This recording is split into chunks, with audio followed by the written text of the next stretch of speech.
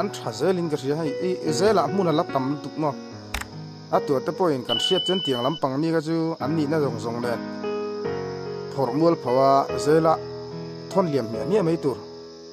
no la me lom om tak zet zet na ya are sa pu nge ina aronda